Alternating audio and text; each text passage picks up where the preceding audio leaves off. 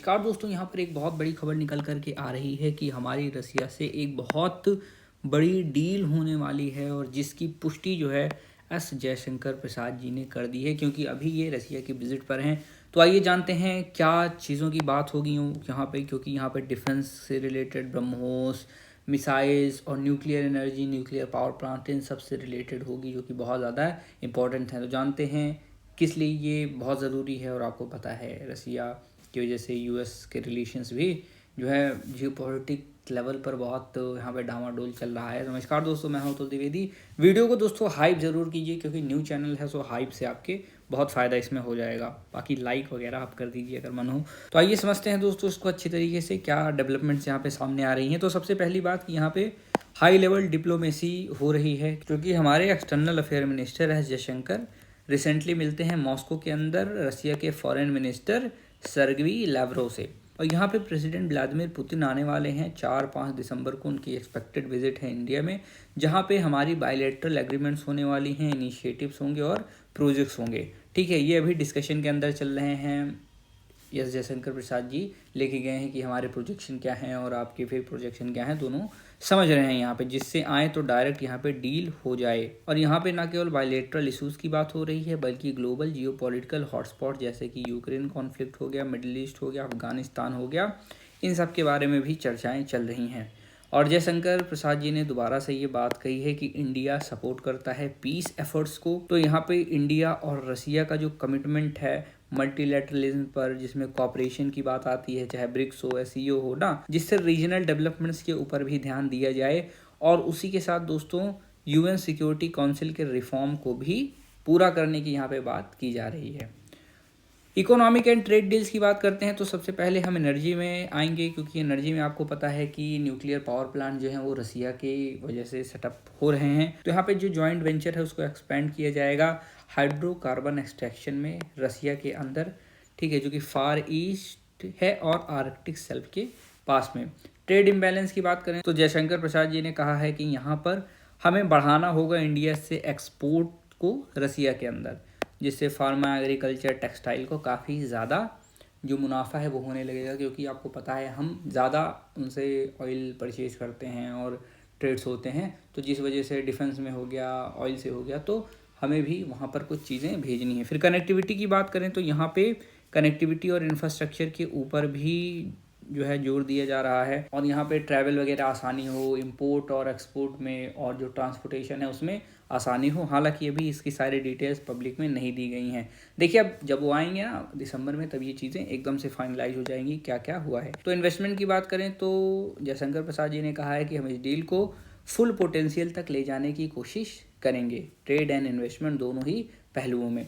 Defence और military and technical cooperation की बात करते हैं तो यहाँ पर दोस्तों एडवांस्ड स्टेजेस की डिफेंस डील यहाँ पे हमें देखने को मिल सकती है, जिसमें हम S-400 ट्रैम्फ, जो कि surface to air missile system है, इसको वहाँ से परचेज़ कर सकते हैं। क्योंकि आपको पता है S-400 अभी पाकिस्तान और इंडिया में जब कॉन्फ्लिक्ट हुई थी ना पहलगाम हमले के बाद, तो वहाँ पे कितना ज़्यादा हेल्प किया था, ठीक है।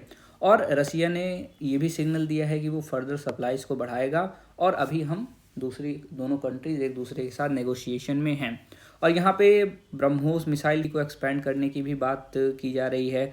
और जो है ब्रह्मोस मिसाइल में अभी तो जो है लैंड, एयर और सबमरीन वेरिएंट्स इसके और एक्सपेंड किए जाएंगे, यानी इसको अलग अलग इंस्टॉलेशंस में भी लगाएंगे। और जैसा कि आपको पता है अभी हम रसियन एयरक्राफ्ट्स में ला करके अपनी मिसाइल्स लगा रहे हैं, तो ये भी चीज़ हमें देखने को मिलती है कि सुखोई वगैरह में भी वो चलेगा। और यहाँ पे टेक्नोलॉजी कोलैबोरेशन होगी इंडिया के DRDO में और रसिया के फर्म माशिनो स्ट्राइनिया के बीच में। लॉजिस्टिक और बेसिंग की बात करते हैं तो दोनों कंट्रीज ने फॉर्मलाइज किए हैं reciprocal access to military facilities. तो यहाँ पर हमें फॉरवर्ड डिप्लॉयड ऑपरेशन यानी कोलैबोरेशन देखने को मिलेंगे, joint training, maintenance, refuelling, defence industrial cooperation भी यहाँ पे हमें देखने को मिलता है। एक मेमोरेंडम यानी MOU की बात की जा रही है, ठीक है, मेमोरेंडम ऑफ अंडरस्टैंडिंग, जिसमें HAL यानी हमारा हिंदुस्तान एरोनॉटिक्स लिमिटेड और रसिया की United aircraft corporation UAC revive करेंगी फिक्स विंग एयरक्राफ्ट मैन्युफैक्चरिंग को। तो हमारी जो डोमेस्टिक फ़्लाइट्स हैं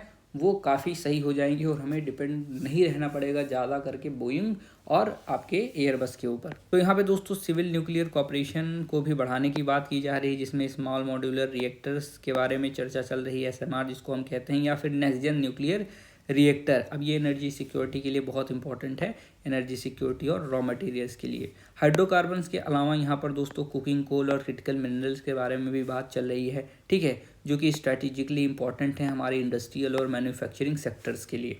और यहाँ पे एक इंटर गवर्नमेंटल एग्रीमेंट की भी चर्चा चल रही है, जिससे एक्सपोर्ट वॉल्यूम हमारा कंट्रोल हो। कोल थर्मल कुकिंग जो कि रसिया से आ रही है, ये हेल्प करेगा इंडिया के लिए एक मोर प्रेडिक्टेबल सप्लाई को। तो ये सारी चर्चाएं चल रही हैं। और पीपल टू पीपल मोबिलिटी की बात करता हूँ तो यहाँ पे मोबिलिटी एग्रीमेंट में जैसे नेगोशिएशन चल रहे हैं कि इंडियन पर्सनल जो कि रसिया जाना चाहें फॉर वर्क और प्रोजेक्ट्स के लिए, तो उनके लिए भी कुछ अपॉर्चुनिटी ऐसी आए कि जा करके वहाँ पे भी आसानी से जॉब कर सके।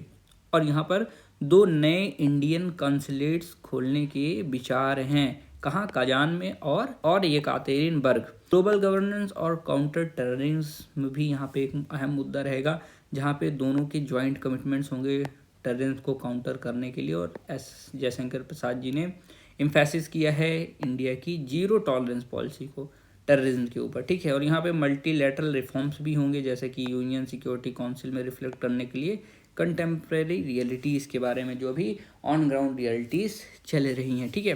और आपको पता है कि यूएन में हमेशा से ही रसिया सपोर्ट करता है हमारे इंडिया को।